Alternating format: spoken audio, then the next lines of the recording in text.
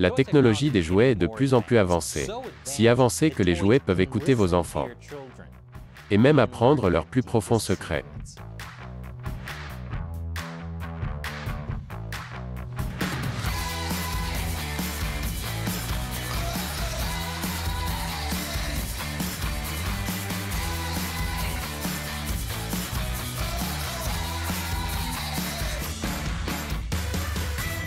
Bienvenue à l'émission Amérique dévoilée, je suis Chris Chappell. Cet épisode est sponsorisé par Incogni. Vous savez probablement que les entreprises collectent vos données personnelles, mais vous ne réalisez peut-être pas à quel point, et vous n'avez aucune idée de ce qu'elles en font. Cela vous affecte, et cela affecte même vos enfants, parce que maintenant, même les jouets nous espionnent. Vous voyez, les jouets ont fait un long chemin depuis les temps anciens. Nous sommes passés du simple fait de manipuler les jouets avec nos propres mains à les contrôler à distance. Nous sommes maintenant à l'ère des jouets innovants. Je ne parle pas seulement de jouets dotés d'une puce électronique et de quelques fonctions préprogrammées. Je parle d'intelligence artificielle, de jouets qui peuvent modifier leur comportement en fonction des interactions humaines. Ok, mais les enfants peuvent-ils apprendre à leurs nouveaux amis robots à dire « Hasta la vista, baby » ? C'est l'avenir qu'on m'a promis en grandissant. Selon le Forum économique mondial, le marché des jouets innovants pourrait atteindre 18 milliards de dollars d'ici 2023. Et selon Transparency Market Research, ce marché pourrait atteindre 70 milliards de dollars en 2026. Les jouets intelligents sont conçus pour être amusants et certains d'entre eux sont également destinés à être éducatifs. Malheureusement, ils ne vous protégeront pas des autres robots envoyés pour vous tuer. Ils peuvent personnaliser l'apprentissage en fonction des données qu'ils recueillent sur les enfants. Ils peuvent enseigner des compétences en programmation informatique aux enfants, et ils peuvent aider les enfants handicapés à développer des compétences cognitives, motrices et sociales. C'est comme s'amuser, parler avec quelqu'un. C'est comme ton ami imaginaire. Et tu peux beaucoup parler avec lui. Et il t'écoute. Il t'écoute. Il t'écoute vraiment? Laissez tomber les enfants, beaucoup de femmes en voudront un aussi. Bien sûr, il y a un inconvénient terrifiant à tout cela. Les entreprises qui programment ces machines les utilisent aussi pour créer des profils de tous leurs utilisateurs. Sinon, comment les jouets pourraient-ils se souvenir de leurs utilisateurs? Le problème est que les pirates peuvent potentiellement accéder à toutes ces informations. Alexa d'Amazon en est un bon exemple. Vous pensez peut-être qu'elle ne s'allume seulement lorsque vous dites « Alexa », mais elle ne cesse jamais de vous écouter. Sinon, comment pensez-vous qu'elle sait qu'elle doit s'activer lorsque vous dites « Alexa ». Elle vous écoute en permanence. C'est un peu comme les monstres de « À qui est place », mais au lieu de vous tuer. Il vous enverra des publicités ciblées pour des sous-vêtements de Steve Harvey et Dr. Phil. J'aurais préféré qu'il me tue. La même chose peut être faite avec les jouets intelligents. Je vous expliquerai après la pause. Bon retour. Les jouets intelligents font désormais partie intégrante de nos vies et de celles de nos enfants. Et lorsqu'ils écoutent, ils créent des profils d'utilisateurs. Je veux dire, regardez ses oreilles. J'aurais dû savoir que Furby écoutait aux portes. Les pirates informatiques peuvent exploiter ces profils pour voler des informations sensibles, voire pire. Les scandales liés aux jouets intelligents au milieu des années 2010 ont prouvé à quel point les enfants étaient vulnérables. En 2015, le fabricant de jouets Mattel a sorti cette poupée Hello Barbie qui pouvait parler avec les enfants. Voici Hello Barbie, la première poupée Barbie au monde dotée d'intelligence artificielle.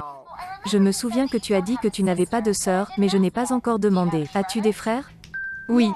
La poupée connectée au Wi-Fi se souvient des conversations, ce qui lui donne l'impression d'être vivante. Mais un chercheur en sécurité a prouvé que les pirates peuvent facilement détourner les poupées Hello Barbie. J'ai pu obtenir des données que je n'aurais probablement pas dû.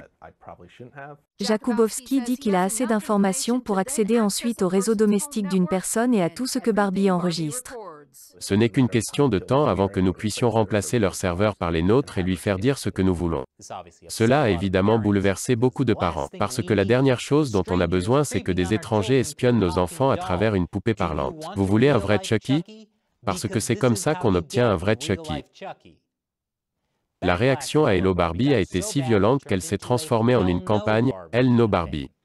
Ce n'était pas un bon moment pour Mattel, car la société était également responsable d'un autre jouet intelligent pouvant être piraté, un ours intelligent. Les chercheurs ont découvert que l'application connectée au jouet présentait plusieurs failles de sécurité qui permettraient à un pirate de voler le nom, la date de naissance et le sexe d'un enfant ainsi que d'autres données. Cet ours pourrait-il voler votre identité? Je me souviens du bon vieux temps où les ours pouvaient seulement voler votre panier de pique-nique. Mais Mattel n'était pas la seule entreprise confrontée à des scandales de jouets intelligents. En 2017, Genesis Toys a dû faire face à des réactions très négatives à cause des poupées My Friend Kayla. Les poupées demandent aux enfants des informations personnelles comme leur nom, celui de leurs parents, leurs émissions de télévision préférées, leurs repas préférés, leur école, leur quartier et leurs jouets. Aussi, quel est le nom de jeune fille de votre mère et les 4 derniers chiffres de son numéro de sécurité sociale? Ok, ces 2 dernières questions n'ont pas été posées, mais quiconque possède une application My Friend Kayla peut écouter les enfants jusqu'à une distance de 10 mètres. Selon une plainte déposée auprès de la FTC, Genesis Toys aurait enfreint les lois sur la protection de la vie privée des enfants. Ils ont enregistré et transmis des fichiers audio sans le consentement des parents. Et ces fichiers sont allés sur des serveurs appartenant à Nuance Communications, une société spécialisée dans la reconnaissance vocale et dans l'intelligence artificielle.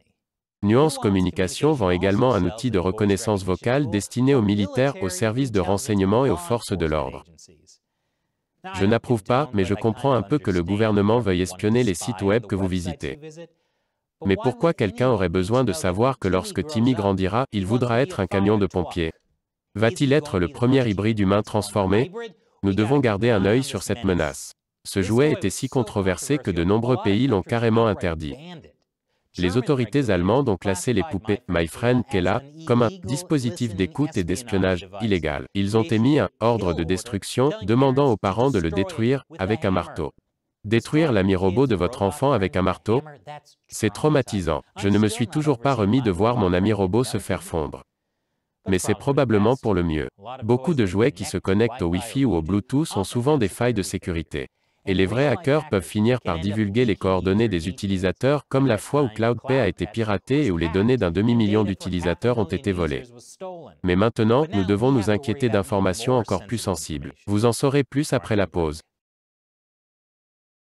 Bienvenue à nouveau. Les jouets intelligents constituent une menace majeure pour la vie privée des enfants. Des entreprises ont développé des jouets capables d'enregistrer et de partager tout ce qui se passe en ligne. Mais les jouets peuvent faire plus que simplement écouter et enregistrer. Ils peuvent apprendre à vous connaître. Grâce à l'intelligence artificielle, Wabi est programmé avec une reconnaissance vocale, une reconnaissance faciale ainsi qu'une détection des émotions. Tout conçu pour en faire un jouet interactif convivial et un outil d'apprentissage pour les jeunes enfants. C'est notre futur. Et j'ai toujours pensé que les robots qui détruiraient l'humanité ressembleraient à ça et non à ça. Honnêtement, c'est juste embarrassant pour l'humanité. Ces jouets intelligents sont tous des expériences personnalisées. Ils peuvent s'adapter et apprendre les intérêts et les habitudes de nos enfants. Mais pour ce faire, ils créent des profils d'enfants. Ces profils peuvent ensuite être utilisés à de nombreuses fins différentes, comme la publicité comportementale, si sophistiquée qu'elle affecte les choix des gens sans qu'ils s'en rendent compte. Ce qui est terrifiant, car les gens font déjà des choses sans se rendre compte pourquoi ils les font. Cela explique pourquoi tout le monde est encore sur Twitter.